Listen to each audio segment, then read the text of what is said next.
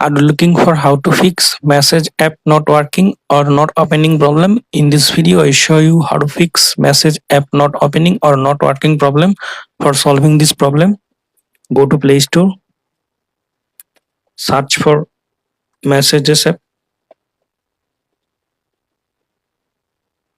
update messages if available any update. Now go back to home screen, then go to settings, scroll down, then taps on apps, then tap on see all apps. Now search for messages, tap on messages, scroll down, tap on storage and cache, tap on clear storage, tap on delete. Now restart your phone.